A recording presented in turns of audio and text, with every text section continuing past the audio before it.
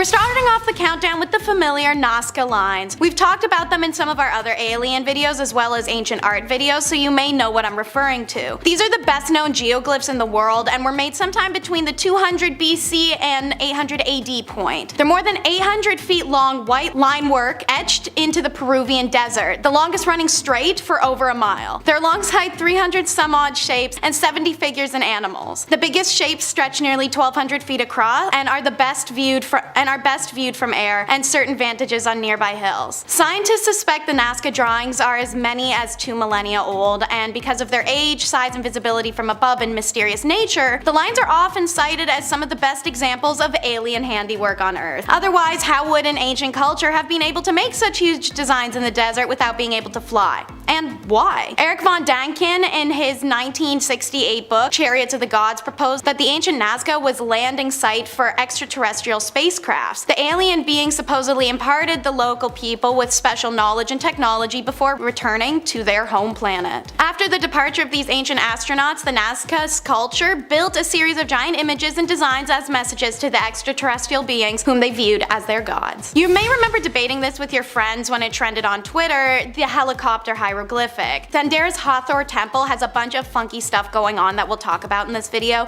the first being this. What you're seeing is hieroglyphics, and among them is a carving of what looks like a helicopter, even airplane or submarine, depending on how far your imagination goes, but I feel like the helicopter is evident enough for all of us to notice. Ancient astronaut believers have leapt on this, seeing a representation of modern technology in antiquity, knowledge perhaps given to the Egyptians by time travelers or extraterrestrial entities. As much as you may not believe in aliens, the explanation that archaeologists have for this actually does, suck. They're trying to pitch things like hieroglyphics depicting modern technology as an example of pareidolia, our tendency to perceive a pattern and meaning that isn't actually there. Because predicting a helicopter specifically exactly how it would look to a T is just a normal pattern recognition stuff. Usually pareidolia is perceiving a human face in the tree, not predicting a whole-scale invention. One viable argument, however, is in ancient Egypt it was common for hieroglyphics to be recarved over time, especially when a new pharaoh came into power. Digital imaging has shown that these carvings are overlaid, one original from the reign of Seti I and was remade for the reign of Ramses II. So archaeologists believe that the plaster used to cover the Seti I inscription eroded over time, which led to the appearance of a single combined image. What do you think? Number 8. Tic Tacs. Ah yes, the classic declassified Tic Tac shaped UAPs. That's a mouthful, dude. Scrambling destroyers, flying jets over the ocean circa 2004, we know about these things, right? Disclosure happened, people. Let's get up to speed here. I mean, look at the formations alone. The choreography is beautiful. These aliens are some good drivers, huh? Are these things drones? I feel like we just figured drones out in the last 20 years. Some of these videos are from the 1700s, so what the hell's going on here? What are they doing over the water too? We haven't explored 80% of our oceans? I say we get some GoPros down there, huh? A little drain the ocean action? There's gotta be some sort of octopus species that likes free diving or snorkeling or something, you know? Trans-medium vehicles, people. Write that down. Number 7. Parked alien. Okay, when I first opened this link, I jumped. So just a heads up, you got a creepy alien face coming in 3, 2, 1. Bah! There it is. It's silly, it's scary. I'm not really sure how I feel about this one, but either way, it definitely looks real. Reddit users claim since this photo hasn't been fully debunked, it can still be held up for debate. Fair. They're like, well, it's not real. We're like, I guess, sure. A common argument is, where's the prop then, okay? Where's the material that made this exact alien suit? This looks better than today's CGI. Let's just use that from now on in movies. This reminds me of the alien from Signs, that birthday party scene alone. That could have been number 1. That was that me up for 8 years straight, for sure. Number 6. Iron Man? Yeah, here, just for my sanity, we are all aware that not only do we have orbs, we have saucers, then triangles, and now Iron Man suits. Dude, this thing has a jetpack built into itself. That's gotta be Tony Stark. A silver saucer is scary enough, no? Imagine a little Jetson pod alien dude just hovering up to you on the side of a building. Like little escape pods. What is this, No Man's Sky? Like the dudes who commute to work on those one-wheel things in the bike lanes doing Mach 12 with shoulder pads on? This is exactly where we're headed in 15 years, aren't we? This thing just whips back and forth too. It makes me laugh so hard. Just the physicality alone, you know what I mean? He can't get it. He's just left, my left, my left. Sorry, right. Number 5, driveway alien. Doorbell cam footage gave homeowner Vivian Gomez quite the shock on June 2nd, 2019. Yeah, she looked and saw maybe an alien. We're not sure yet. What is that? Is that a person? It's a thing? I have no idea. I also love how unsure he is at first, like which direction he's going. If that's an alien, he has no idea where he is. He just had a rough night. He's like left, right, either way. I'm pumped. Let's do it. Like he's like, yeah, eastbound, westbound. Where's my planet? Is it this one? He's like dapping himself up on the way out. Whatever happened in that house, probably great. He probably got to like third base and he's like, he's ready, man. I don't know, fake or not, I hope aliens move like this. But he's got sea legs. He's not used to our gravity, clearly. He has no idea what he's doing. A little stronger than the moon. Number 4, MUFON. Just shot over Houston, Texas. Dude, is this thing a giant floating Christmas tree ornament or a Halo ship? Cause like, what am I looking at here, you know? Dude, stuff like this freaks me out because like, as humans, we think we've seen everything and understand. And then you see like a new light up squid and you're like, oh, that makes my brain feel weird. Like when I don't know what I'm looking at and things are just like weird colors and different shapes, I just panic, you know? I feel like I'm losing grips on reality. Also, this thing is a MUFON case, which stands for Mutual Unidentified Flying Object Network. It's like 50 countries all working together, sending each other videos like this. It looks like some sort of glittery anomaly. See, I'm quick to say spaceship, but then again, I just saw Nope over the weekend and like, yeah, I don't really know anything anymore. This could be a creature or a body or a projection. It's 2022. I don't know. Number 3, Dave Foley. Canadian comedy icon, Dave Foley. Yeah, we're talking about him for a little bit. Let's do it. So when the Kids in the Hall star took to Twitter only a couple of months ago, he caught the attention of all of his followers, including I, Mr. Alien Guy on YouTube. Foley tweeted, quote, "After years of interest in the UFOs without ever seeing anything, I saw something." Insane. I also imagine he tweeted this in his Bugs Life voice. That's just what I do for me personally. "This is a drawing of what I saw. I was with a friend who I'll let decide if he wants to be attached to this. It moved silently, at great speed, hovered, and pulsated with light." End quote. Now, this ship does look a lot like what we've seen in past reports, so who knows? Maybe Dave actually saw a UFO. Sorry, UAP. I have a big alien guy looking at me. He's like, it's UAP. I'm like, UAP, you got it. Sorry, man. That's old school. So who knows? Maybe he actually saw a real life entity. Maybe these aliens are fans of Bugs Life. Maybe they just loved Kids in the Hall. Maybe they wanted an autograph. I don't know. Number 2, tea saucers. So apparently 2 of the editors from Titanic, have publicly made a comment saying that this video right here, if it was fake, would be very, very hard to do. They did the Titanic, dude. At first I was like, yeah, this is so fake. It looks like the intergalactic Beastie Boys music video. I was like, what? It looks so fake. It looks like the 1902 Trip to the Moon movie, like the black and white video. You know, the one with the guy's face in the moon is just like splat. Like the rocket ship crashes into his face. Like cheesy, right? Cheesy. Like a saucer on a string over a model building type thing cheesy. Nope. Apparently this one has experts stumped. Taken in 1997 in Las Lomas, Mexico. Always Mexico, dude. They have the craziest sightings. Look, it looks fake, but when people who edit stuff every day in the movies are like, yeah, we don't know how to do that yet. That's when it gets really scary. Number 1, 2021 Flyby. It's odd because we obviously joke and have a good time on this channel, especially when talking about aliens, of course. It's a nice change than, you know, King Henry and, you know, cutting heads off. It's nice. We like to take a break. But for our number 1 spot on today's list, look at me. Look how serious this guy is right now, right? I'm cocking my head to the left, I'm squinting at nothing. That's how you know it's real. I could tell anybody bad news with this face right here, and I'm here to tell you today on Bumblebee that we are not alone. Aliens do exist.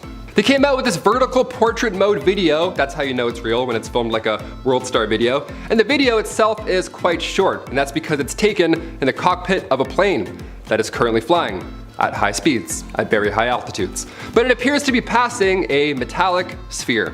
Yeah, this is what happens when a UAP enters restricted airspace. The pilot attempted to communicate a warning to said object, but of course, it was to no avail. I just said it was to no avail. That's how you know I'm being serious. There you go. These things are whipping through the air well beyond the speed of sound, yet there's no atmospheric disturbance, no sonic boom, no turbulence, only questions. Number 10, metal Maltesers. So this metallic floating bowling ball was just recorded in Perm, Russia. Yeah, giant metallic balls like this have been found literally littered all around the planet for decades, apparently. Most famously, ufologist Gary Nolan is currently now studying these metal Malteser looking things that people have collected over the years. Right now in Texas, there's a dude, nameless, who has a ton of these apparently. Jim Marlin, famous music producer, I guess named, was given these metal giant pinball spheres by a celebrity's bodyguard apparently, who said that they were dropped off from a craft in his backyard years ago. And like, a lot of these celebs have actually touched these things. Dennis Hopper, Jane Fonda, these things are famous like on their own. They also move on their own and apparently hold power and light up once in a while on their own. Like, that's not scary at all. Hey Dad, yeah, your giant metal balls are floating again. And can you tape Survivor? It's the finale tonight. Number 9. Tom DeLonge Instagram post. Yeah, Blink-182. I can confidently say that the three of us in this room right now are Blink-182 fans, right?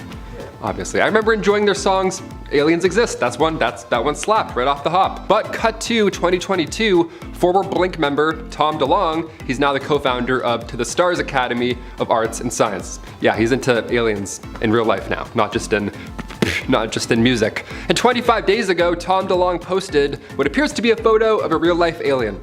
Says Tom DeLonge. So you can be the judge of that. Here we go. What do you think? I vote real. I don't know. I'm like 80-20. What do we think? That's real for sure. That's real. In our number 8 spot today we have Europa. One of Jupiter's moons, called Europa, has a red tinge to it, and in 2001 NASA scientists revealed that it's possible that alien microbes might be responsible for this red color. The surface of this moon is mostly ice, but it has been shown that it reflects infrared radiation in a really bizarre way. This means that something is binding it together, but researchers haven't been able to come up with the correct combination of elements and compounds to make the data that they have make sense. There are some bacteria on Earth that can thrive in extreme conditions and that also have that red and brown color, which could potentially be responsible for the color on this moon. The surface temperature might be too cold for them to survive, but the warmer interior might be where they are located. Some geological activity on the moon could then push them closer to the surface, where they are then flash frozen in place. In our number 7 spot today we have Cyanobacteria. For around 2 decades, Dr. Richard Hoover has been studying meteorites that were found in Antarctica, and in 2011 he claimed that he and his team had found evidence of ancient bacteria from colonies that thrived on comets, moons, and other planets. The astrobiologist said they were able to make this discovery through the use of the most advanced microscanning technology in the entire world. Dr. Hoover sliced open these meteorites and discovered what they call the remains of cyanobacteria, also known as blue-green algae. This type of algae is said to have a unique quality and the ability to thrive even in some of the harshest conditions, which is necessary when talking about surviving the extreme environment that some other planets hold, as well as just space in general. Dr. Hoover said that while some of the bacteria he had found was similar to those on Earth, he also said that some of the others were completely alien. He said, quote, "Neither I nor other experts who have seen the evidence have any idea what these creatures might be. I believe these findings indicate that life is not restricted to Earth, but is broadly distributed, even outside our solar system." In our number 6 spot today we have the radiation-proof bacteria. In 2002, Russian astrobiologists hypothesized that a bacteria here on Earth may have actually evolved on Mars. Deinococcus radiuranus is the most tough bacteria here on Earth. It can withstand even the most extreme conditions such as cold, dehydration, vacuum, and acid, but the craziest part is that it is virtually radiation proof. These little microbes can withstand several thousand times the amount of radiation a human can withstand, as well as more radiation than any other bacteria on Earth. You can even find this bacteria on the inside of a nuclear reactor. That's how radiation proof it is. Scientists did an experiment to see how quickly this bacteria could build up a stronger radiation resistance by zapping it with enough radiation to kill 99.9% of it, and then leaving the remaining 0.0% to repopulate before zapping it again and just repeating the process. It was concluded that it would have taken E. coli thousands and thousands of rounds to build up the same resistance that this hardy bacteria did in only 44 rounds. With this experiment, and based on the dose of radiation they gave each bacteria, it would take millions and millions of years to get even close to the amount of radiation they gave this bacteria in one cycle.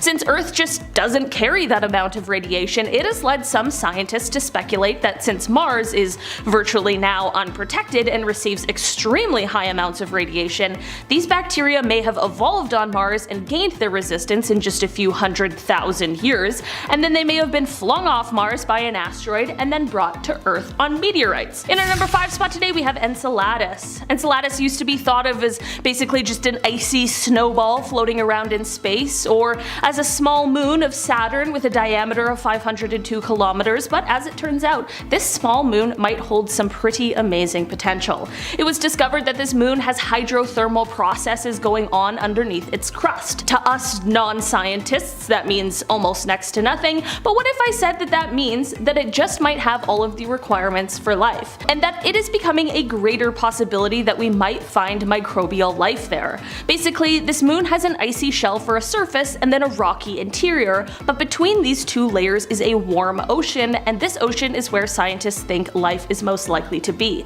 This discovery came almost accidentally when the Cassini orbiter arrived to Saturn in 2005, and it found water plumes shooting out of the cracks in the surface of this moon, which made scientists realize that it just may be geologically active. Through more research and by flying the orbiter through the water, by the time 2015 rolled around, scientists knew that it was holding all of the keys to life. While this little moon was never the original focus of research, it quickly took over with its incredibly exciting potential. In our number 4 spot today we have light shifts. In the latter half of 2015, a Penn State astronomer named Jason Wright explained that there were pretty erratic and spontaneous shifts in light that was coming from a newly discovered star. The star sits about 1,280 light years away from us on Earth, and these shifts were very similar to as if something was passing in front of our view of the star briefly before passing through.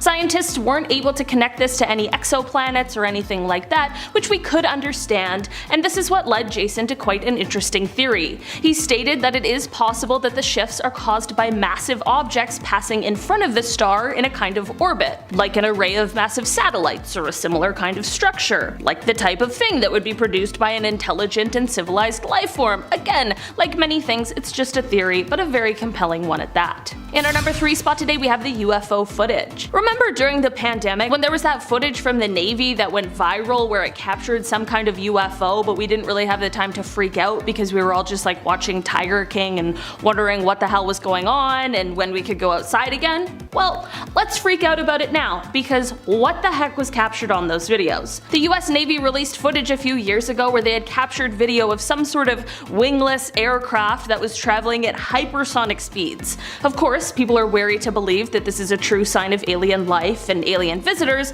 but the thing is, we simply just don't really know what it is. We know it's not something that is known to us yet, so this definitely could be a sign of some sort of alien life. I guess we'll just have to wait and see. But hey, if the Navy's worried, so am I. In our number 2 spot today we have the Bacterial Experiment. On Earth, most living creatures require oxygen to live, but the problem with a lot of planets is that there's far more hydrogen and helium. Last year, scientists decided to take 2 different bacteria. One was E. coli, which can be found in the guts of humans, and ordinary yeast, which is used in things like bread and beer. With these 2 bacteria, they tried to see if they could live in different environments. When placed within flasks that contained either pure hydrogen or pure helium, they still managed to grow, just at a slower pace. This evidence goes to show that there might be living organisms that we haven't found yet because we are looking in the wrong places. In our number 1 spot today we have the Venus cloud. Last year in September of 2020, astrobiologists everywhere were excited and skeptical of some new potential evidence that had been found in the upper clouds of Venus.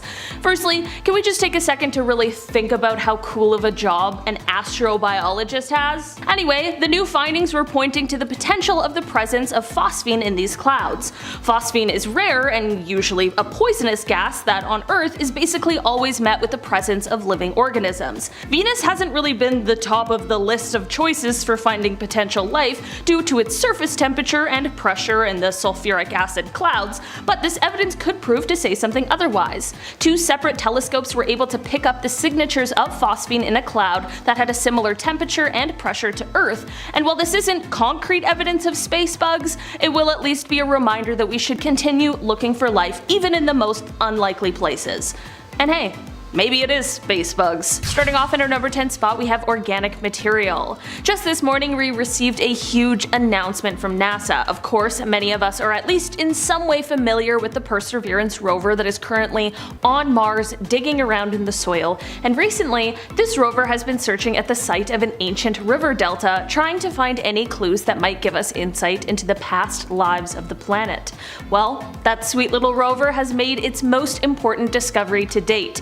A few recently collected samples have been confirmed to include organic matter. This means that the Jezero crater, which likely was once the home to a lake that the delta emptied into, well, it would have potentially had a habitable environment about 3.5 billion years ago. These organic molecules are supremely important because they represent the building blocks of life, like carbon, hydrogen, and oxygen, and while this discovery doesn't just flat out confirm the past existence of life on the planet, it is one of the strongest clues we've ever received, which is absolutely unbelievable. In our number 9 spot today, we have the mysterious beam. Before I dive into this one, guys, please don't forget to hit that thumbs up button if you're enjoying this video so far. It does really help us out. Pretty recently, scientists explained that they captured a mysterious beam of energy that was coming from the star that is the closest known star to the Sun, Proxima Centauri. This star is small and low mass and is located about 4.2 light years away from us. The thing about this star is that it has one rocky exoplanet that is 17% larger than Earth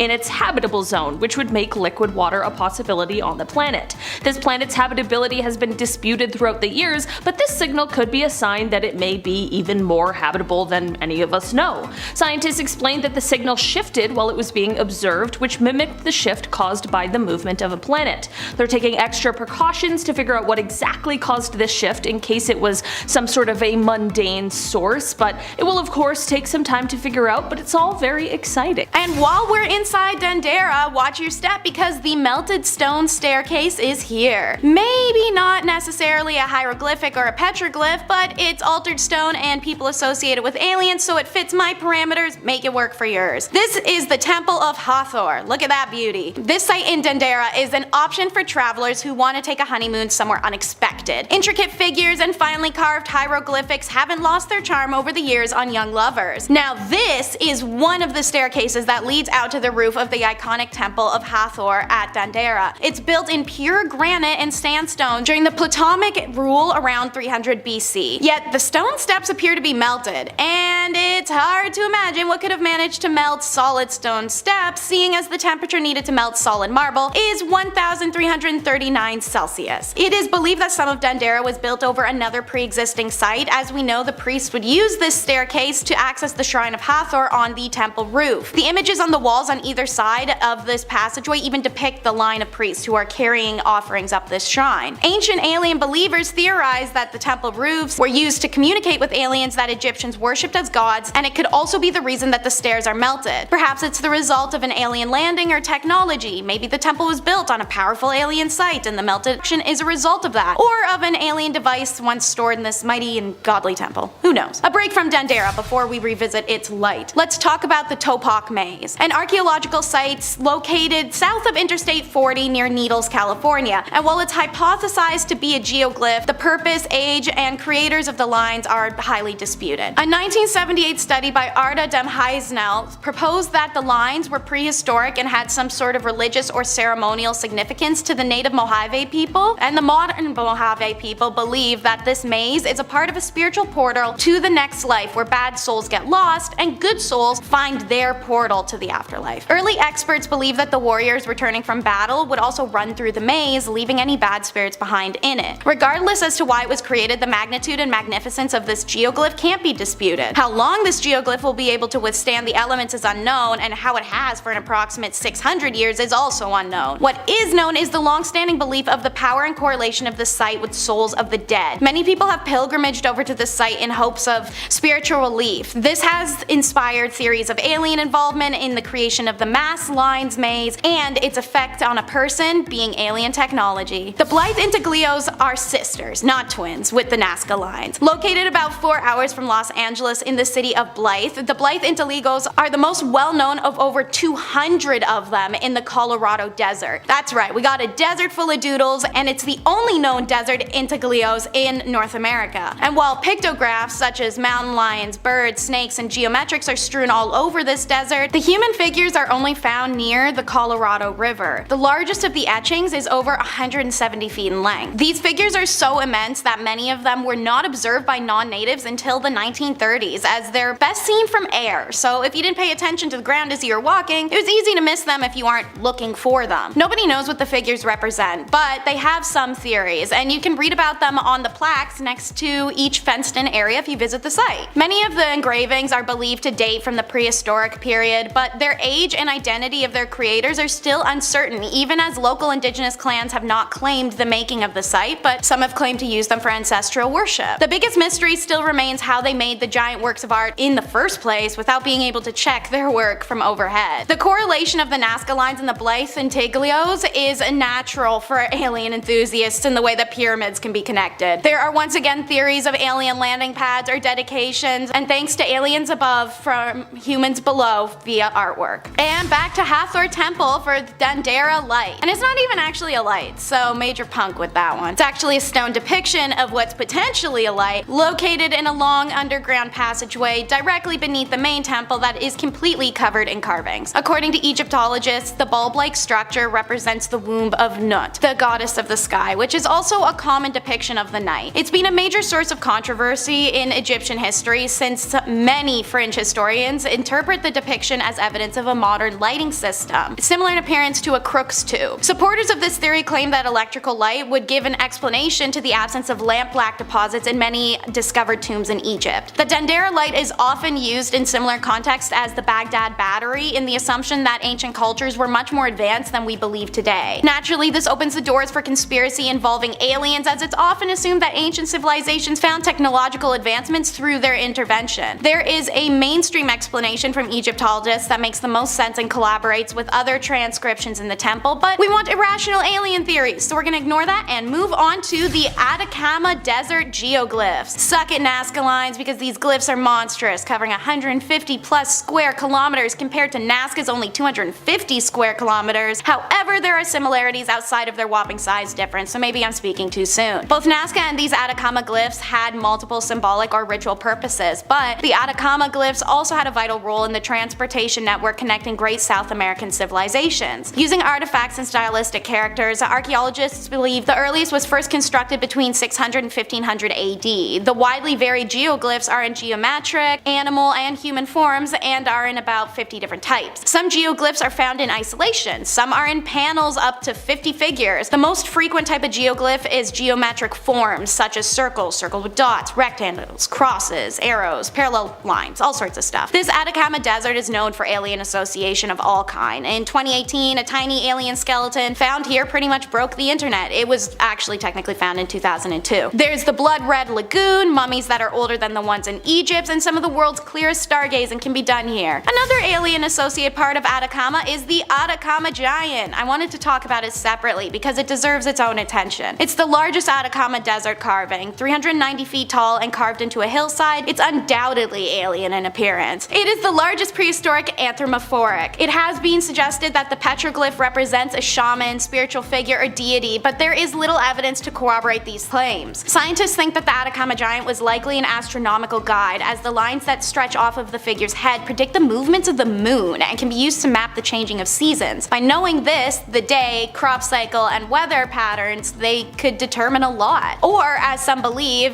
perhaps it really is a depiction of the alien who created it or them. Several of them represent enigmatic anthropomorphic figures with elongated or ovular heads along with geometric patterns. Personally, I think he's creepy as hell, so let's just shuffle on. Next up is the Kosu Screamer. You may recall the Kosu from the top 10 ancient alien discoveries that will confuse you video. These ruins are the oldest ruins of the oldest civilization in all of South America. The site dates back 4,000, even 5,000 years, making it one of the oldest cities in the world. This site consists of 6 stone pyramids that were found next to large amphitheaters, ceremonial rooms, altars, and many other structures. And after excavation started on this site in 2001, there was a lot to discover, such as treasures, history, and lore. And just half-mile southwest at the city's pyramids and mounds, the Kosu Screamer. Notice the D-shaped head and its large gaping mouth with wild raked hair. The facial features include a sliced half nose and sagging almond-shaped eyes. Its mouth appears to be open in a horrified screech. This geoglyph is similar similar to the screaming bleeding figures found etched into stone walls at the site called Senchana in Cosma Valley, 150 miles to the north. But like those, it's unclear what this petroglyph means. It is believed to have been constructed around the same time as Corral and have been associated to a nearby ceremonial site. Many wonder how this face was made, similar to the Nazca and Ble Lines, without any vantage point. And for what purpose? This is far less easy to brush off as ceremonial than something like patterns, squiggles, and lines. Unfortunately, Corral Sioux history is mostly lost, as is its civilization. However, it's drawn lots of alien attention, as lots of temples are built at the 450 AD point. Its circular formation is similar to many others. It's been assumed to have a landing pad of sorts, and there is belief that astronomically it's connected to sites nearby. And the last on our list is the alien art of Chhattisgarh. I'm sorry if I say that wrong. These paintings are vividly red and in remarkable condition. Located about 130 km from Raipur, the caves come under the Villa Chandelier and Gotatolia land in India. Extensive research is needed for further findings. Chhattisgarh and its surrounding areas presently doesn't have any such experts on prehistoric or archaeological findings who could give clarity on subject, so it's about patiently waiting for that access. In the meantime, however, there are several beliefs about paintings among locals in the villages. While a few worship the paintings, others narrate stories that they've heard from ancestors about Rohilla people, aka the small-sized ones, who used to land from the sky in a round-shaped flying object and take away one or two persons of the village who never returned. Could be onto something. There is a cave painting depicting a craft with fan-like antenna and 3 legs for a vehicle stand, but that could just be a coincidence. The paintings are done in natural colors and the paints have hardly faded despite the years. The strangely carved figures are seen holding weapon-like objects and don't have clear features, oftentimes missing a nose and mouth. Some pictures it appears that the people are even wearing a form of spacesuit, to which archaeologist J.R. Bagart replies, "We can't refute the possibility of imagination by prehistoric men. Humans usually fancy such things." He continues to say that art depictions are similar to that of aliens seen in Hollywood and Bollywood, adding that the findings suggest that humans in prehistoric times may have seen or imagined things from other planets, which creates curiosity among the peoples and the researchers. Number 10.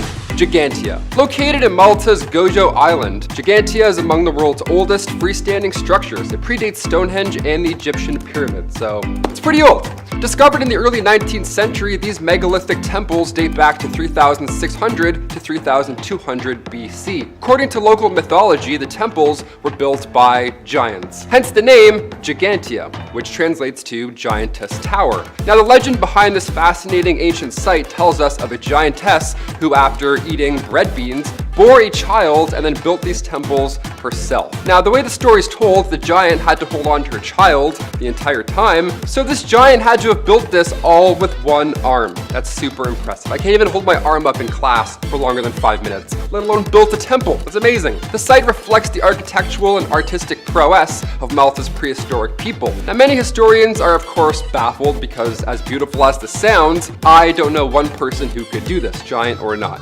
That's why many believe that these ancient civilizations had some sort of aid by either extraterrestrials or some sort of advanced technology that we have not found yet, so yeah, hot start, there we go. Number 9, Nanmadol. Our next stop is an ancient city off Pohnpei's coast in Micronesia. The city consists of nearly 100 artificial islets constructed on top of coral reefs. Yeah, we're trying to save our coral reefs. Meanwhile, back in the day, they were building stuff on top of them. That's rather impressive and terrifying.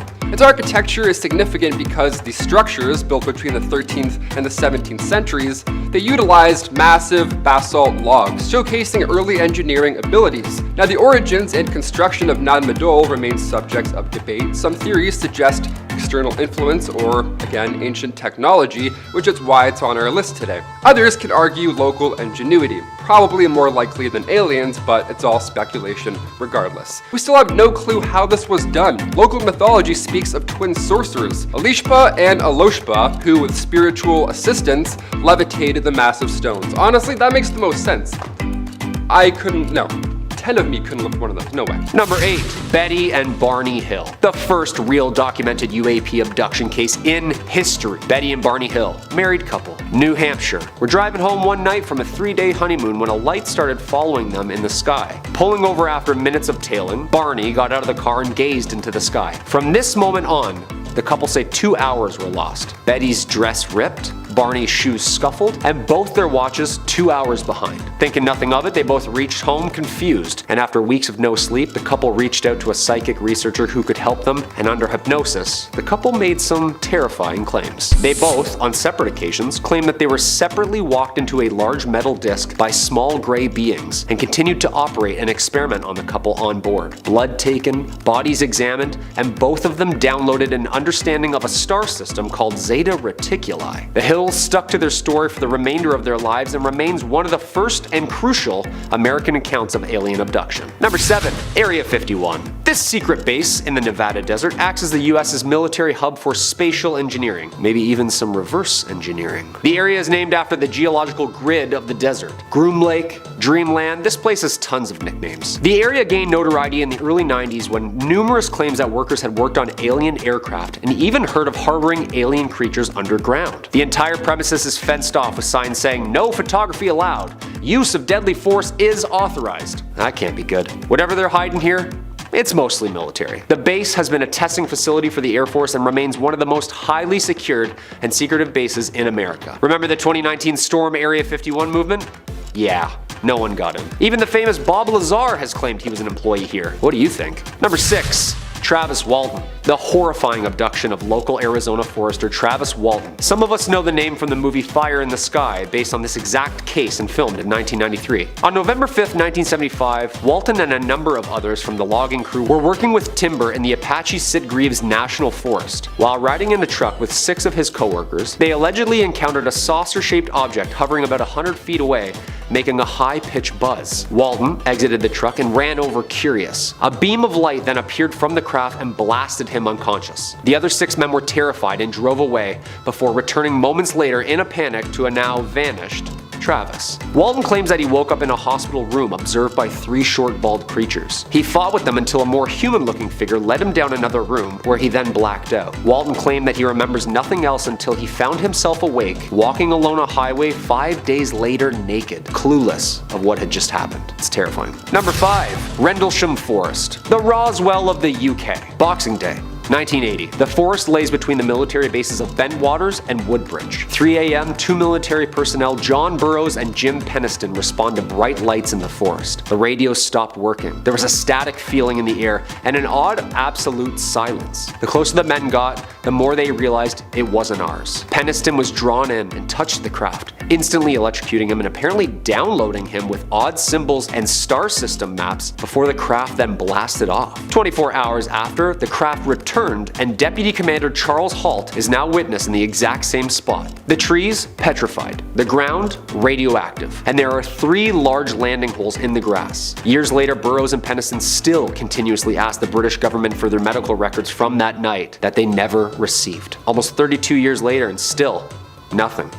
Creepy. Number 4. Zimbabwe children. In 1996, a mass sighting was witnessed by an entire school in broad daylight in Rua, Zimbabwe, Africa. More than 150 students and staff were present. There have been tons of documentaries surrounding this case. Face to face, arm's length with the craft and beings, the children, who are now mostly in their 30s and 40s, are still convinced. More than 100 students can still remember what they claim to be telepathic warnings from the creatures surrounding our use of technology and the hazards it has on our planet. Drawings, first-hand interviews, and the weirdest part, all the same story. Same description of the craft, same description of the beings. Director and writer James Fox documents this infamous interaction in his 2020 documentary called The Phenomenon. If you haven't seen this, check it out. I'm telling you, it's worth it. Number 3. Skinwalker Ranch. 500 acres on this land in Ballard, Utah, the most bizarre spot on Earth. Skinwalker, getting its name from the first Navajo people's word for an evil spirit that inhabits the human form. The reports start in the 30s with the Myers, then the Shermans in the 90s. Then, Robert Bigelow, creator of Bigelow Aerospace, purchases the ranch for the development of UAP and consciousness research with the Advanced Aerial Threat Identification Program, or also known as ATIP. Gifted a budget to conduct research, this is where it starts getting weird. 2013 UAP researcher Brandon Fugel then buys the ranch from Bigelow, and History Channel's team of the Skinwalker Ranch series, an entirety of a crew of about 160 people, remain there to this day, conducting experiments and living on the land. Some examples of reports are hundreds of unexplainable cow mutilations, flying discs, orbs, ghosts, Bigfoots, and of course, a giant pulsing magnetic signature buried under the mountain. That's horrifying. Number 2. The OHare Airport. The OHare Airport incident happened at approximately 4:15 p.m. broad daylight on November 7, 2006. Chicago O'Hare International Airport receives a report that a group of 12 airport employees were witnessing a metallic saucer-shaped craft hovering still over gate C-17. The object was spotted by a ramp employee first, then it was witnessed by pilots, then airline management, and numerous mechanics simultaneously. No air traffic controller saw the object on radar. A completely silent 7-meter dark gray saucer sits. Several witnesses outside the airport also saw the object, ringing up local police and reporting numerous phone-ins describing a disc craft hovering over the airport for numerous minutes without moving. According to another witness, the object then shot straight up through the clouds at high velocity, leaving a clear blue hole in the clouds. According to the Chicago Tribune the next day, the disc was visible for over 5 minutes and was seen by dozens of airport personnel. And coming in at number 1, we have the Tic Tac.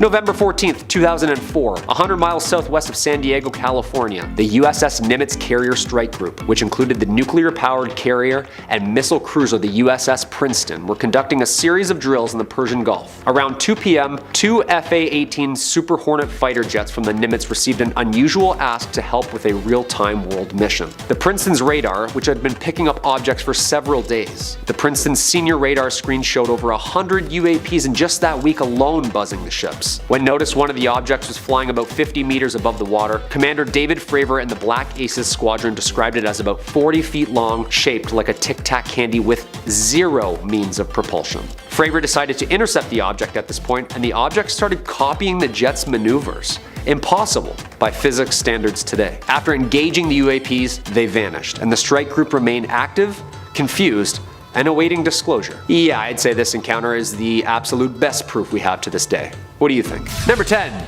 Al Worden. American test pilot, engineer, and NASA astronaut Alfred Merrill Worden, the pilot for the Apollo 15 lunar missions in 1971.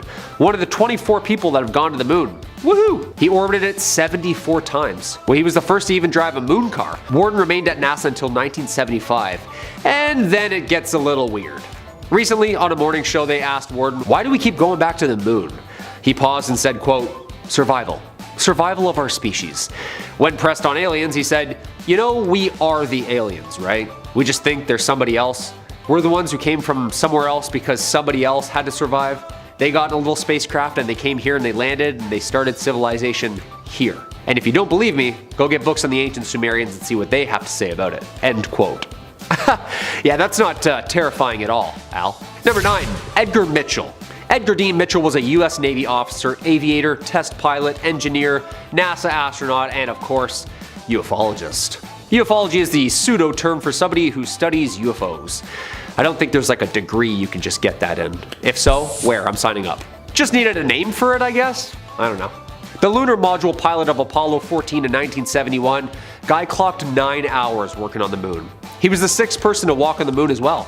Mitchell publicly expressed his opinions that he was sure that there were thousands of UFOs recorded since the early 1940s, apparently belonging to other planets. Thousands of them. NBC conducted an interview in 1996. He talked about meeting with officials from 3 different countries who said that they had met ETs in person. Quote, "The evidence for alien contact is very strong and classified by governments who are covering up visitations and the existence of alien bodies, specifically in places like Roswell, New Mexico." Sorry, do you mind if I just see his credentials one more time? Thank you so much.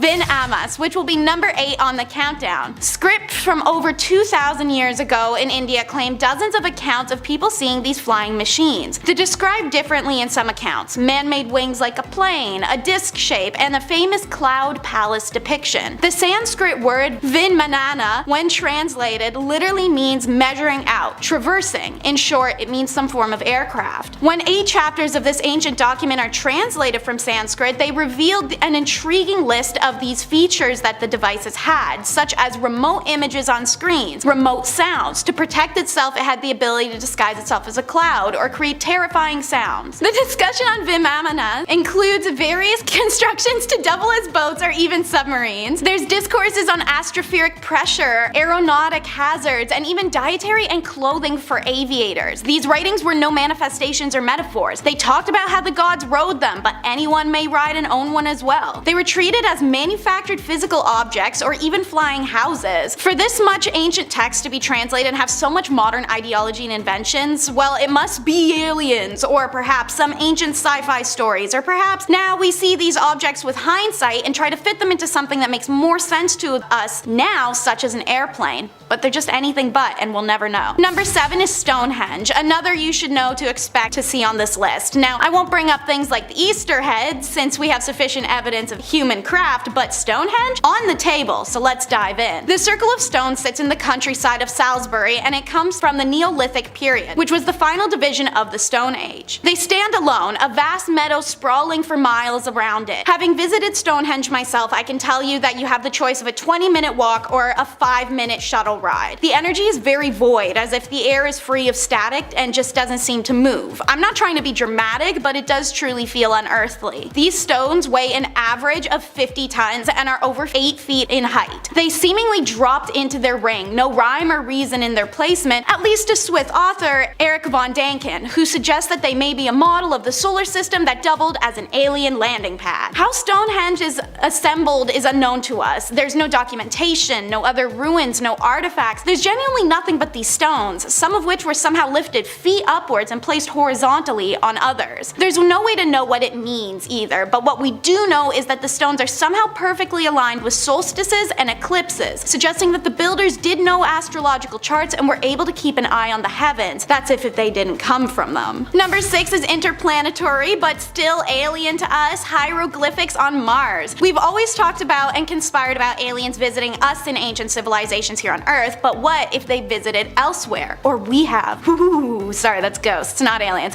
Anyways, the reason for that is some NASA photos were released in 2015 that were taken by the Curiosity rover. It shows what looks like some kind of writing or hieroglyphic on the rocks. A boxy 2 shape next to what looks like a curved Y with 2 other extending legs are side by side. While we can't be sure what the marks are at this point, it certainly has enthused ancient alien believers who claim that this is yet more evidence that aliens and ancient peoples visited one another. But skeptics argue the so-called discoveries on the images sent back by the rover are just textures in the rock. Despite the temptation of reading into evidence found so far, scientists' understanding of Martian history is still unfolding. Questions up for debate are, was the ancient Martian atmosphere thick enough to keep the planet warm and wet for the time necessary to nurture life? Are organic compounds found as signs of life, or simple chemistry that occurs when Martian rock interacts with our sun and water? What's your take? Hieroglyphics and conspiracy, or do you think they're just some cracked rocks? Up next is the City of the Gods, number 5. Teotihuacan is its actual name. This sprawling ancient city in Mexico is known best for its astronomically aligned buildings and complex pyramid temples. Their building was dated back 2,000 years, and scientists have suspected a mixture of cultures including Mayan, Zapotec, and Mixtec built the city so that they could house more than 100,000 people. They adorned it with murals, and they had a transportation system. Evidence shows advanced agricultural practices that earned the city a reputation of being much more technologically developed than should be possible in pre-Aztec Mexico. So naturally that brings us to the ideology of aliens, especially as the most massive temple, the Pyramid of the Sun, which is one of the largest constructions in the Western Hemisphere. It's also been noted that the alignment of the pyramids is based on calendar cycles. Many people believe that the flat-top pyramid served as a landing pad where the alien secrets lay inside the impenetrable walls. In 2003 though, a sinkhole caused by a flood led to the discovery of the Avenue of the Dead tunnel connecting the Sun Temple with the Temple of the Plumed Serpent. People believe that this connection correlates with rituals and contacts shared between civilizations and aliens, these tunnels being used to transport sacrifice or make passage between the communication stations easier. Its name was given to it by the Aztecs when its deserted ruins were discovered sometime in the 1300s. It had already been abandoned for centuries at this point. When the name's translated, it means the place where men become gods, and why they chose to name it that, we're unsure. When the Aztecs found it, there was likely a great amount of discernible history available in contrast to today's standards. Perhaps they saw writings and stories that we didn't, something to make them believe in godly powers of the temples or the peoples. We know frustratingly little about this mysterious society, from the conditions of its rise to the circumstances of its collapse to its actual name. The Delphi site of Greece is number 4. Alien theorists love to use Greeks as a basis for their theories. This is because of the possibility of life beyond Earth is one that began in ancient Greece world, originating at least as far back as the 4th century BC, when ancient Greek society had schools of thought that speculated extraterrestrial life. One of the favorite examples is Delphi, Greece, where the stone masonry is is eerily similar to that of Sacsayhuaman in Peru, which is believed to be a site of alien intervention. This was also the famous site of the Oracle of Delphi, a prophetic woman who would reside in the temple of Parnassus. She was rumored to have sat on a golden tripod over a fissure in limestone where she could breathe in the breath of Apollo and communicate with invisible forces. What she was breathing in, we aren't sure. According to toxologist Henry Spiller, both of the ways an oracle's vision would occur, either peaceful and slow or erratic and barely legible, are symptoms associated with inhalation of hydrocarbon gases, aka she could have just been zooted. But with the architecture as a star, alienologists jumped to say that this perhaps too could have truly been alien communication. The oracle was said to be possessed by Apollo in order to be asked prophetic questions about upcoming war, political actions, theories of life, and more. What if it wasn't Apollo, but rather she was channeling alien messages through an unconscious state, that the fissure had been a beam of alien power going into her? Maybe that explains why Delphi, Greece is considered one of the 3 major UFO sighting hotbeds in Greece. In fact, on June 3rd of 2012, this picture was taken and posted on a UFO forum claiming the image to contain a UFO. What do you think, faux or fact? It's Corral Soup at number 3. And despite its significance now, the importance of this site wasn't determined until decades after its discovery.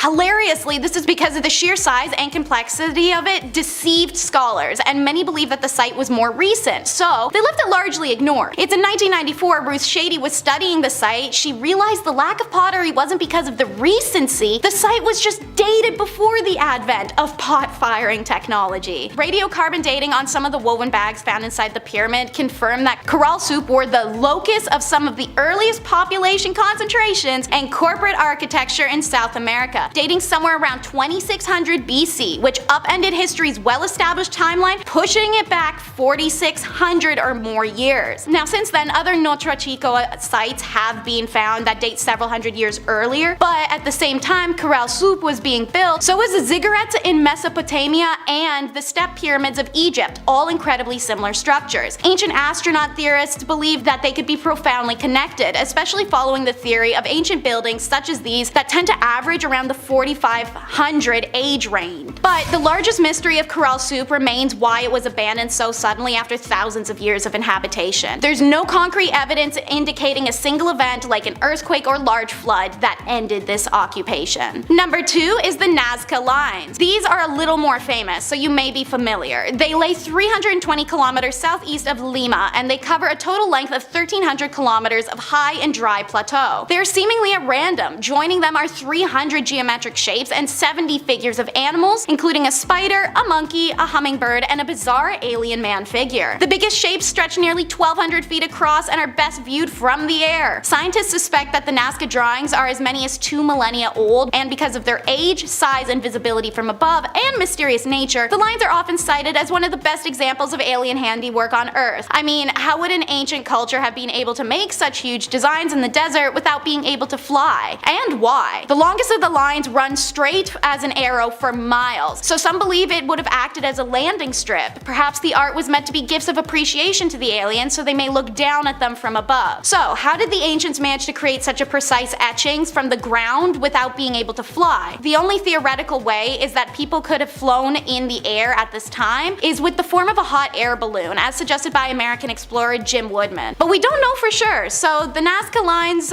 remain a fascinating enigma. But the explanation for how the Nazca Lines were physically created is quite simple. They're called geoglyphs. These enigmatic designs are made by removing the top rust-colored layer of rocks and exposing the bright white sand underneath. And for number 1, let's investigate the Sardinian Giant. The Mediterranean's most important archaeological discovery of the 20th century was a complete accident and also unearthed a creepy conspiracy. When farmers are plowing their fields in 1974 in central Cabras, they hit something. That something turned out to be 5,000 fragments that underwent a painstaking and lengthy reconstruction process to form gigantic statues. 16 boxers, 6 archers, and 6 warriors. This colossal army of 26 statues has a height of 8 feet 2 inches and weigh an average of 880 pounds each. Each figure was carved from one limestone block alone. They have highly stylized features such as triangular faces, T-shaped eyebrows and noses, and their most distinctive features are their eyes. They're represented by large round circles that stare straight ahead and right into your soul. I imagine if they weren't built to be intimidating, they were anyways. Every photo I've seen feels like they see through you. This is one of the aspects that give the statues an alien look, fueling alternative theories about the ancient astronauts. What is certain is that the giants are surrounded by an aura of legend since their discovery. discovery, as they belong to the mysterious Nuragic civilization, which very little is known of. The lands of Sardinia are also dotted with their tombs, which are called tombs of giants. Why? Because they're huge! The burial chambers are 65 to 98 feet in length and 7 to 10 feet deep, and according to the various inhabitants of nearby cities, very large bones were found in the countryside surrounding their village. Some claim that they belong to men up to 11 feet tall. Legendary painter Muscus himself found the remains of a giant skeleton in a cave in 1972, when he was still a child, and made one of these claims himself. Interviewed repeatedly by journalists, locals stand by that any giant skeletons that have shown up or been shown to authorities or the experts when they are found almost always disappeared into thin air the next day. Sometimes, so did the finder. Number 10 is the pyramids of Chichen Itza. These ancient Mayan pyramids are obvious ones to end up on our list. This ancient structure has long since been connected to aliens. Many believe that they helped build the structure, but also use them as markers for landing space vessels. There's of course a theory as well though that the top of the pyramid has emitted a powerful energy beam, enabling the ancient Mayans to communicate with aliens or other pyramids around the world, implying the potential of interconnectedness between multiple pyramids and civilizations that we'll talk about through this video. Number 9 is the Vasu Architecture. These temples in India contain intriguing alien-like depictions carved on their stone walls. People flying, alien-esque figures, strange flying devices, the whole alien shebang. So, one theory for this is that aliens visited ancient Indians, and these interactions are depicted on their stonework now as a result. And to tack onto that, some believe that when these aliens shared their flying technology, the Indian people began to worship them as their gods. Naturally, we circle back to the concept of pyramids and grand temples being built to having the ability to harness energy from above to communicate with aliens or other civilizations as well. But it's been said that these temples were constructed with specific design given in old Hindu texts known as Vastu Shastra, and the texts give intensely specific considerations to astronomy in its design, basing it off of all the movements of the stars and planets. So maybe a space laser being emitted from the temple isn't too far off. The gods, architectural methods, and advanced technology may not confirm the existence of aliens coming to Indian land, but at least can raise some suspicion. Anyways, the temples show similarities to the depiction of an ancient Indian flying machine called Number 8, the Great Pyramid of Cholula. If you're ever going to Mexico for a trip with your friends or whatever, convince everybody to go off resort for one day and go see the Great Pyramid. You can miss one pool party, alright? It's just one time. The Great Pyramid of Cholula is the largest pyramid in terms of volume. And yes, that means that it's even larger than Egypt's Great Pyramid of Giza. Now, the pyramid was believed to have been constructed in 4 stages, starting from the 3rd century BC. Its exact age remains debated. Historically, it was a religious and mythical center dedicated to the deity Quetzalcoatl. Now, over time, layers were added by following cultures, one on top of another, eventually being covered in vegetation entirely. Now, cut to the most recent times when the Spanish arrived. Instead of demolishing it, they built a church of Our Lady of Remedies on top. At this point, they were still unaware of the pyramid's full extent. Now, local legends suggest the pyramid was built by giants or gods. Another popular belief is that it holds a vast network of tunnels or a hidden chamber, so whoever's hiding in there, they buried themselves quite deep. It's not bad, we're never gonna find it. Number 7. Cart ruts, Malta. Cart ruts in Malta are on a much smaller scale than the Great Pyramid, but these mysterious parallel groves found in limestone plateaus have a big story to tell. The tracks are believed to date back to the Bronze Age. They were discovered in the 19th century, and their exact purpose is still uncertain, of course. But we have theories ranging from transportation to ritualistic use. All that in just 2 little tracks. Look at that. Maltese folklore sometimes attributes these tracks to giants dragging their boats. Now, the tracks run through solid rock. That's the fascinating part here. It's not soft clay. It wasn't once soft clay. It is solid rock. Always has been. This adds to the mystery of these 2,700-year-old tracks. Natural or man-made? We still have no idea, so it's impossible to conclude their purpose. What do you guys think? Comment down below. And while you're down there, hit that thumbs up. You know what I mean? We're having a good time. We're almost halfway done. You love the channel, we love you. Show some love. Number 6, Nazca Temples, Malta. Another ancient Maltese site, 2 in a row. How lucky are we? Nazca Temples are located in Malta's southern coast, and together these buildings form an impressive megalithic complex. Dating from anywhere from 3,600 years ago to 2,500 BC. Now, as if the design wasn't fascinating enough, you'll be surprised to know these buildings would provide insight into Malta's prehistoric prehistoric period, with features aligned to celestial events. Okay. Local legends, influenced by the temple's monumental size, suggest that they were constructed by, you guessed it, giants, or by using mystical means. Aliens, I guess that's what that one means. The blend of real history and mythology surrounding Menasra showcases the enduring allure of Malta's ancient past. God, I wish I could just glimpse into the past, just a little quick peek, that's it. I won't help, because I'm not a giant, so I'm just gonna watch, but that's it, just a quick peek. Number 5, the Ghostex Circle. Since we're all looking into the cosmos for answers, let us now take a look at the Ghostex Circle. It's not a great pyramid ascending towards the gods, it's actually rather simple. The Ghostex Circle was discovered in 1991 when archaeologists were conducting a routine aerial circle around the town of Ghostex, Germany. Now they saw below them an undiscovered 75-meter wide circle cut through at 3 different points. Now when excavation began later in 2002, they discovered these carved circular rings were aligned with the sunset and sunrise. So many believe this was an ancient solar observatory, but considering the fact that the Ghostex Circle dates back to 4900 BC during the European Neolithic, this means that this ring is older than the Egyptian pyramids. That's fascinating. When I was in school, they always talked about the pyramids being the oldest thing from ancient humans. It's like, no, you missed about 10, actually. The discovery of a headless skeleton with deliberate cuts in their bones also suggests that this may have been a place of sacrifice. Yeah, yikes. It was beautiful, but it was also kind of disgusting. Beautiful on top and disgusting on bottom, I guess. I don't know. Number 4, the Yonaguni Monument. Grab your goggles for this next one because we're going diving. The Yonaguni Monument, submerged near Japan's Ryukyu Islands, is a mysterious underwater site with sandstone structures, columns, and even a stepped pyramid. Not natural at all. No way, I don't believe that. It was discovered off Yonaguni's coast, and its origin, natural or man-made, it sparks quite the debate. Some experts believe that its formation was caused by seismic activities, suggesting earthquakes or erosion crafted this unique shape. However, Professor Masaki Kimura argues that its precise carvings, sharp angles, and distinct holes indicate human craftsmanship, which is pretty amazing. He dates it back to 2,000 years ago, speculating that it might be remnants of the lost Mu civilization. 2,000 years old, those carvings, it truly is a head scratcher. Do you believe the Yonaguni Monument is made of natural formation, or did humans make this a long time ago? Comment down below your theories, because I have no idea. That's why I'm asking you. Number 3, the Bimini Islands. While we're in the ocean, let's swim on over to the Bahamas and check out Bimini Road. Now this road is a submerged rock formation one could easily miss. Looks quite normal compared to everything else on the list here. Some believe it's remnants of the lost city of Atlantis, as popularized by psychic Edgar Case's predictions, but local legends and local tales often link these linear stones to ancient advanced civilizations. Bimini Road has been associated with the lost civilization of Atlantis since the 1960s, and it's been well explored since. The main argument here is that the Bimini structure is human-made, and that it's composed of evenly sized and evenly distributed square blocks of rock. Also, 90-degree angles on all these cuts.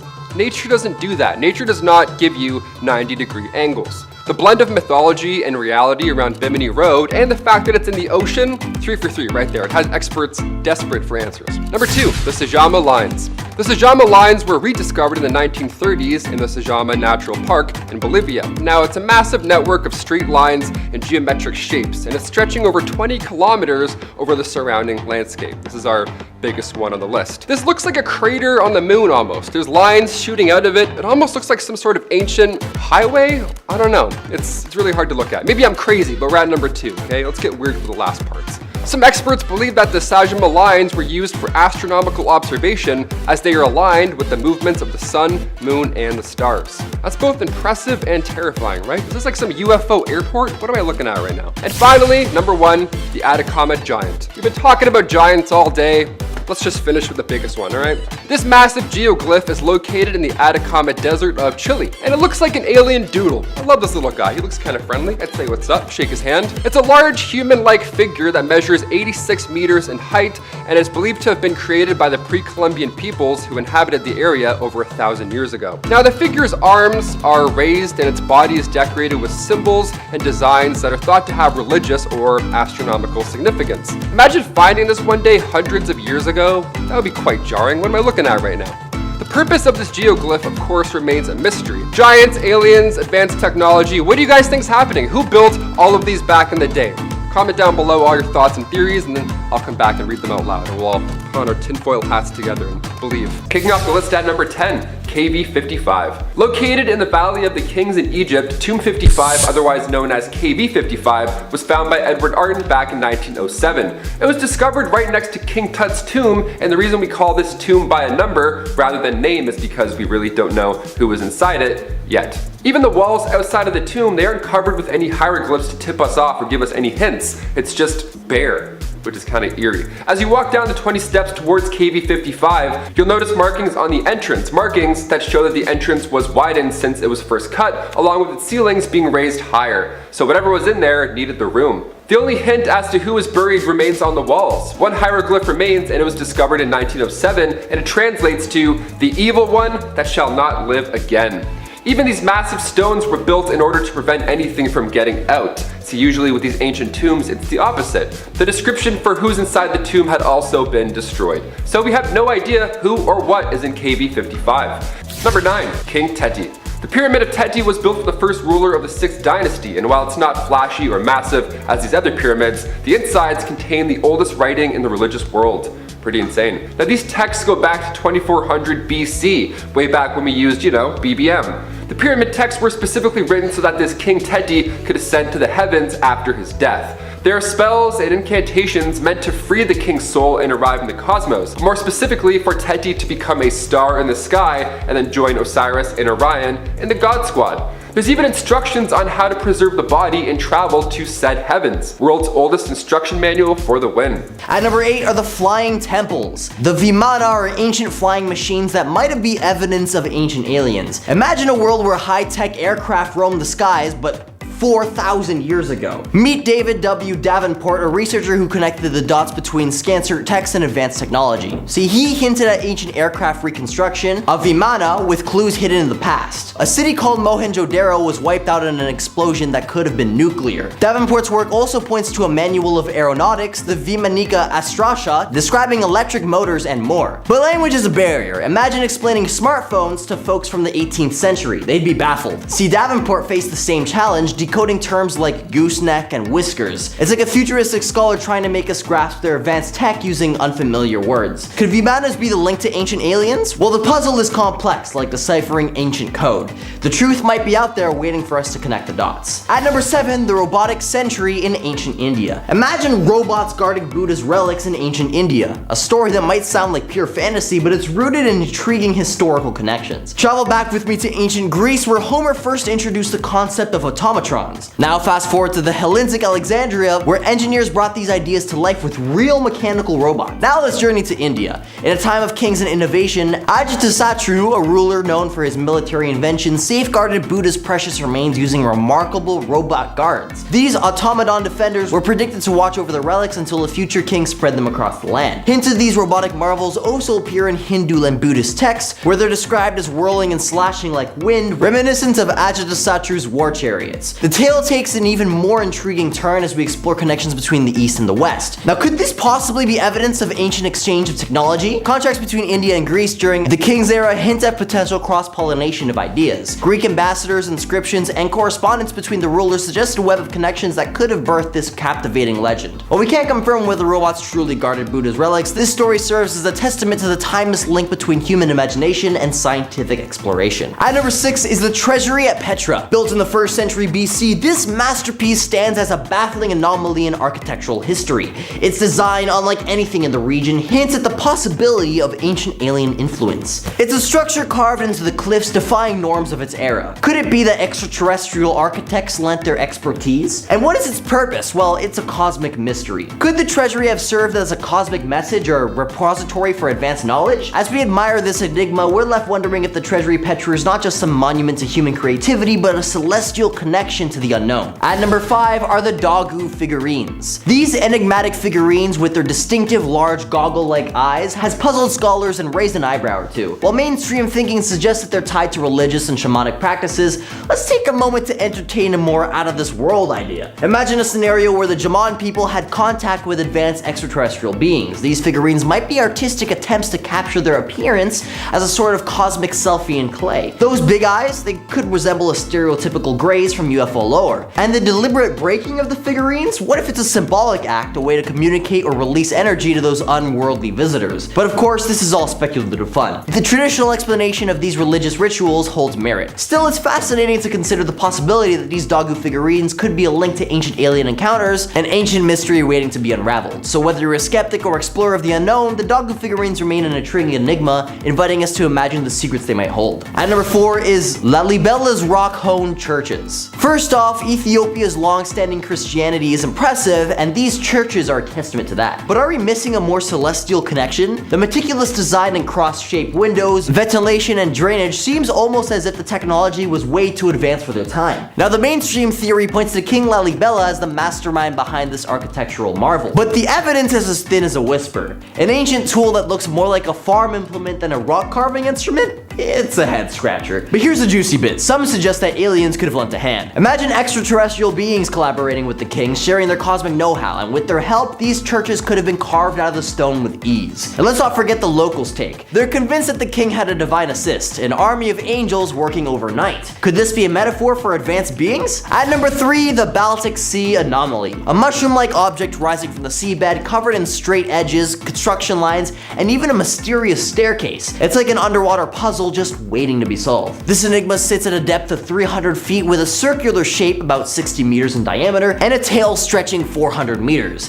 It caught the attention of explorers, scientists, and UFO enthusiasts alike. But here's where it gets really intriguing. Electronic equipment goes haywire near it. It's as if this anomaly disrupts the very laws of technology. Could this be evidence of ancient aliens? Some speculate that this might be a sunken UFO or a portal to another world. But there's more to the story. A Swedish diving team recorded footage of the runaway-like structure leading up to the object. And while experts debate its origins from ancient civilizations to shrunken submarines, one thing's for sure, the Baltic Sea mystery keeps us guessing. At number 2 is Nanmadol. Nanmadol is an abandoned megalithic city that defies our understanding of ancient capabilities. Over 100 artificial islands spread across a lagoon, held together by mortar, but by the precise placement and sheer weight of the colossal stone columns. Now here's the twist. According to local legends, gigantic birds were responsible for moving these massive stones. But let's peel back the layers of myth and uncover a more unconventional idea. What if these tales hinted the involvement of advanced beings, perhaps ancient aliens, who gifted our ancestors with knowledge and technology beyond their time? And at number 1, the Borobudur Temple. This ancient marvel nestled in Indonesia boasts an intricate design that has left historians and archaeologists scratching their heads. Constructed by the Shailendra dynasty in the 8th century, this colossal Buddhist temple is a testament to human skill and dedication. However, the sheer scale and complexity of this construction have led some to wonder, could there have been an extraterrestrial touch involved? Now here's the twist. The temple's original design was altered mid-construction due to fears of collapse. But what if this change wasn't just about stability? What if there was an extraterrestrial influence guiding those adjustments? Moreover, the temple's resemblance to Mandela, the symbol of cosmic harmony,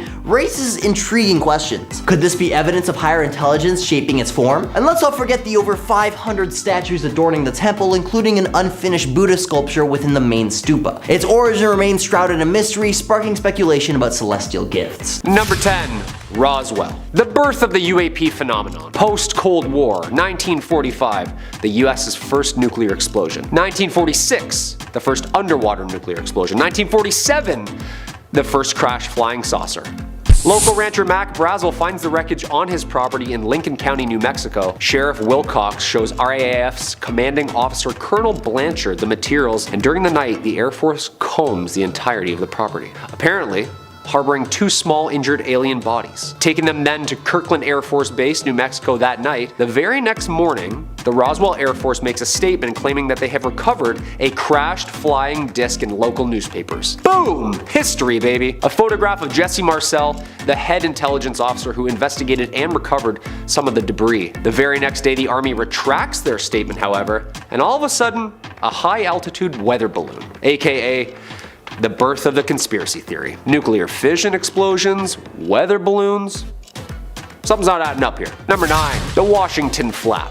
July 19th, 1952, air traffic controller at Washington National Airport spots 7 slow-moving objects on his radar, a fleet of flying saucers. 2 F-94 interceptor jets take off and become scrambled as each of them approached, radar included. 7 days later, the UFOs are back over the nation's capital as 2 more jets scramble trying to chase it down. One of the pilots sees a bright light in the distance and decides to give it a chase. Quote, "I tried to make contact with the bogies below 1,000 feet. I saw several bright lights. I was at max speed, but even then I had no closing speed. I ceased chasing them because I saw no chance of overtaking them at all." Newspaper headlines around the US scream, quote, "Saucers swarm over Capitol," and quote, "Jets chase DC sky ghosts." Probably not a good idea to just fly over the Capitol without saying hello first. Number 8. Queen Nefertiti. After a scan was done on King Tut's tomb, there were cracks found on the north and earth walls. East, Taylor, east, not earth. There were cracks found on the north and east side walls, so we believe that this is a secret passageway to Queen Nefertiti, the ruler during the 14th century BC, and also wife to King Tut. Queen Nefertiti's parents are also still unknown to this day, so that adds to it. And with ancient texts depicting that these kings and queens would leave Earth and then later return, perhaps they are both descendants of extraterrestrials, and this flying sun disk that they worshipped was not the sun, but rather a winged alien ancestor. Number 7. Dozer. For this one, we're looking into some bull worshipping, so grab your red scarves and start waving them around. Just north of the step pyramid of the Pharaoh Djoser, archaeologist August Marionette discovered this site in 1851. The Serapeum is a temple dedicated to the Egyptian deity Serapis, a combination of Osiris and Apis in human form. Now, this was a large burial ground for the Apis bulls. They were basically these bulls that were said to be sacred, and after their death, they would become immortal. Remember that, that's important. Today at Saqqara, there's this massive vault. It's 382 yards long, and it's carved out of sandstone bedrock. It's massive, and along the sides of them are 24 chambers, each with sarcophagus carved out of a single chunk of granite. Now, inside these boxes were animal remains, just bones and all. But back then, in those times, you weren't allowed to break up any bodies. That was a no-go. You had to mummify them. So how are these tombs built, first of all, so perfectly, weighing over 80 tons, and where do these bones come from? Perhaps these are the remains of the Apis bull. After all, that's the inspiration for the Minotaurs, so maybe alien ancestors looked a lot more jacked than we may think. Number 6. Dung beetles. This one isn't exactly a pharaoh at all, but it's too good to leave out, especially if we're talking about aliens here. It's important. Dung beetles, also known as scarabs, are the only species in the entire world that follows the Milky Way. Think about that for a second. Let's talk about it. Some animals follow the sun. You know, turtles sprint to the ocean the second they're born to avoid getting plucked up by birds. Now, these insects would follow the line of the Milky Way and then roll their towards it. Literally, their poop, they would roll it towards the skies, which is insane. Symbols of these beetles are seen all over, either in hieroglyphics or even in movies. Their presence is known. Near the sacred lake at the Temple of Karnak, there's a massive scarab monument. And there's even a legend still to this day behind said statue that if you walk around it 9 times, you would find health, wealth, and love. And you'd also probably be a little bit dizzy. The scarab is there to represent the god Khepri, which at the time Egyptians believed was the sun as well. Also known as the scarab-faced god, which terrifying when you imagine that. Are these bugs just trying to get home into space to their bug alien master? Why does he need so much poop? Whatever DIY project they're working on in the Milky Way probably doesn't smell too good. Number 5. Lord Nefertiti. For this next piece of evidence, we'll be directing our focus to the land down under. Australian aliens, baby, let's do it.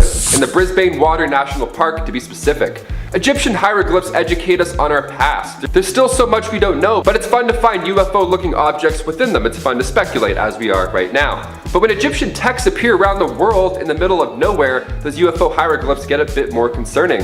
Like the Gosford glyphs, for example. Discovered in the 1970s at Karyong, there's around 300 engravings spread over 2 sandstone walls. The hieroglyphs are strikingly similar to that of Egypt's. There's birds, even the markings of a scarab, which are those Milky Way poop pushers that I just talked about earlier.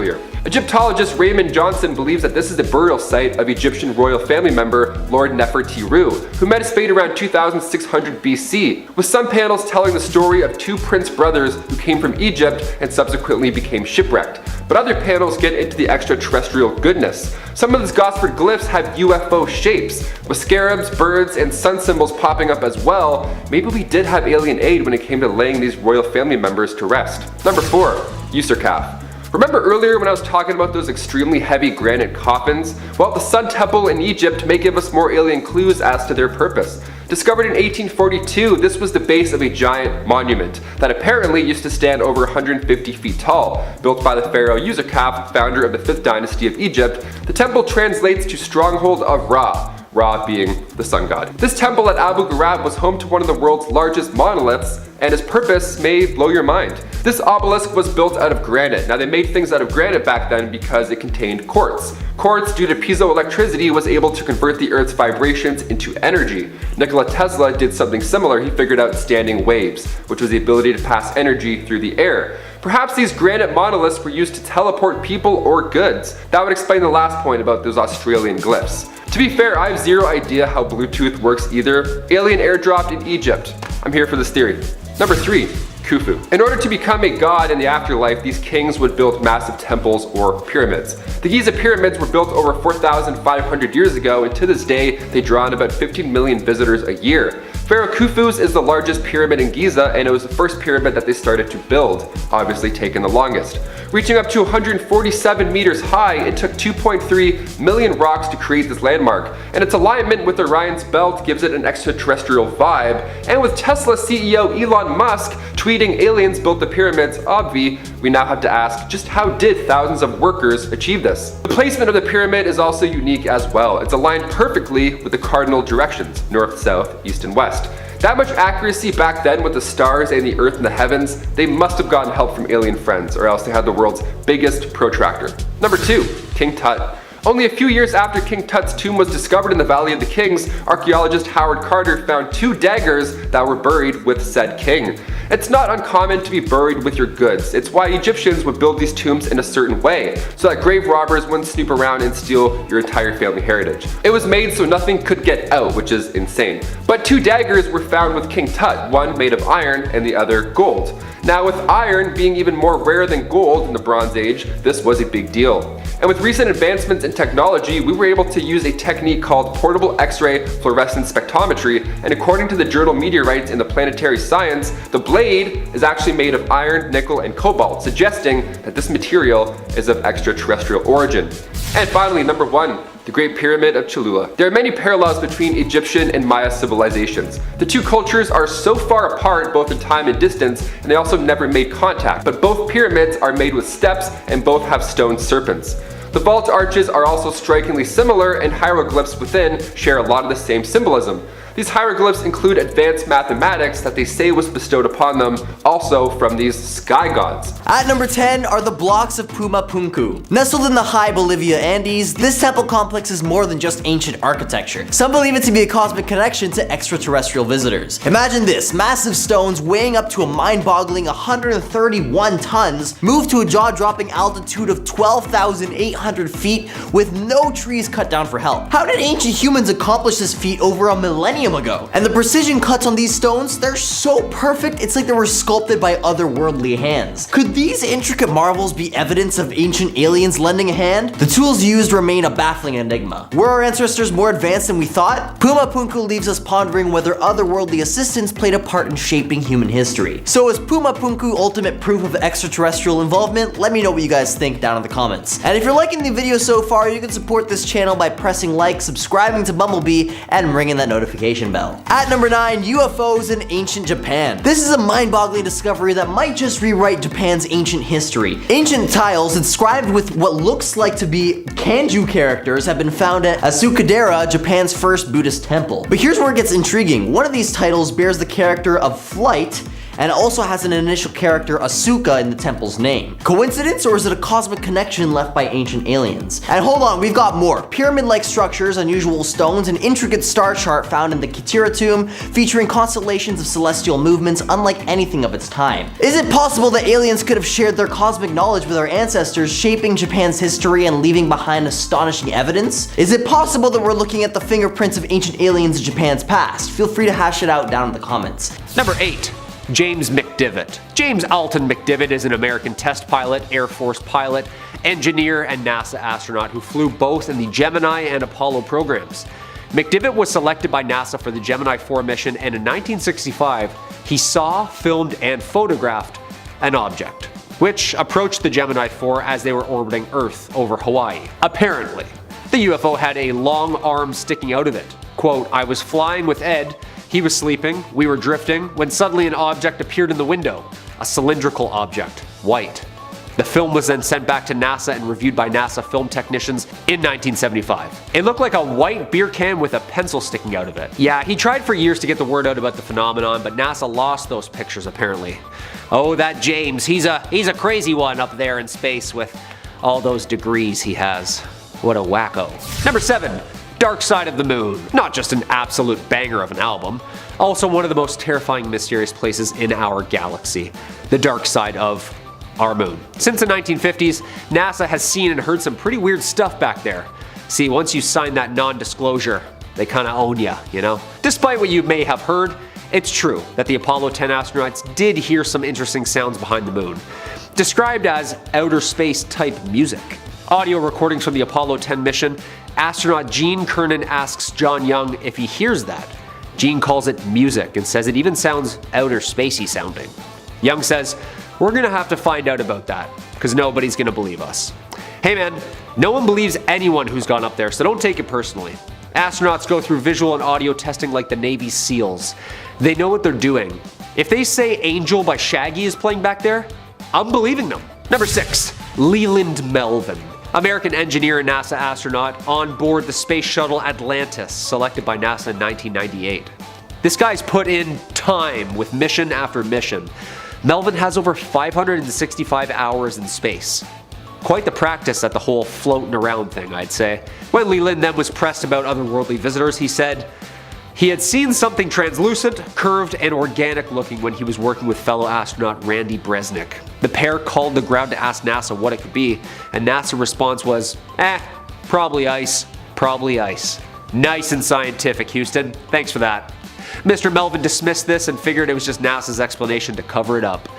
Like, who's more qualified here? That's all I'm asking. When the most qualified people are like, yeah, I can't tell if that's frozen water or a spaceship. Either they shouldn't be up there at all, or they need some more Windex on those windows, NASA.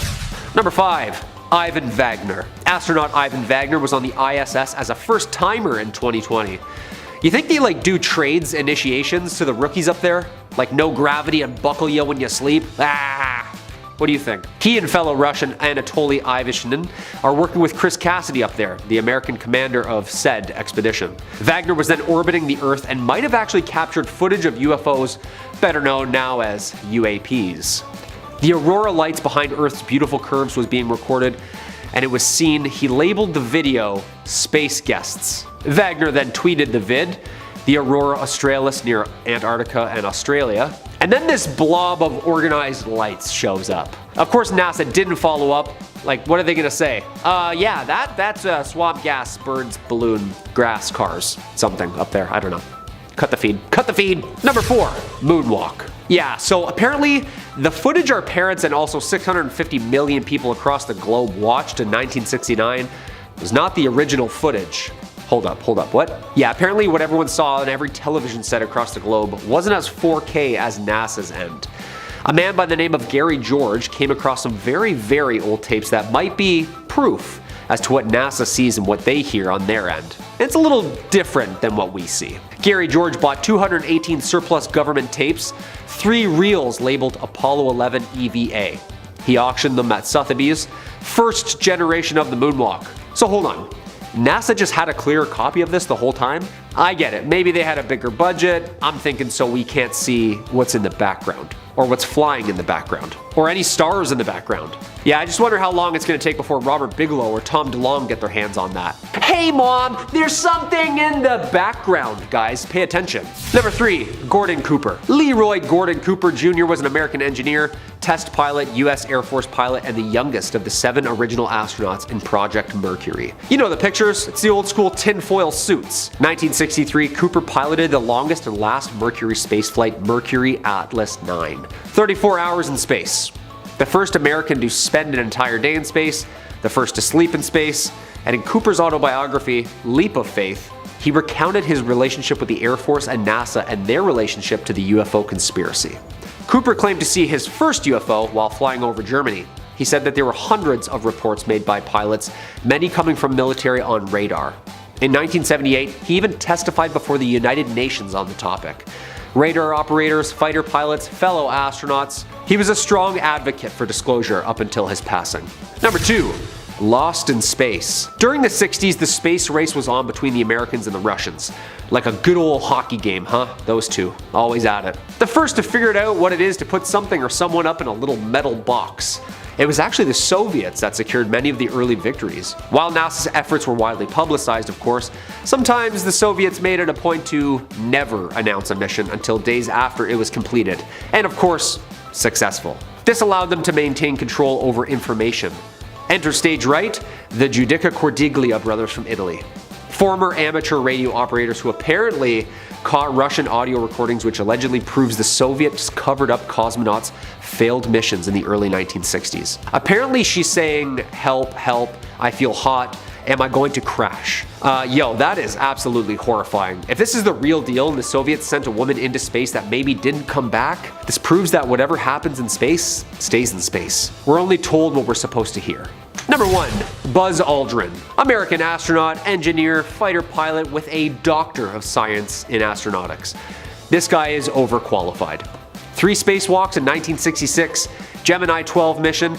As the lunar module Eagle pilot on the 1969 Apollo 11 mission, he and mission commander Neil Armstrong were the first 2 to land on the moon.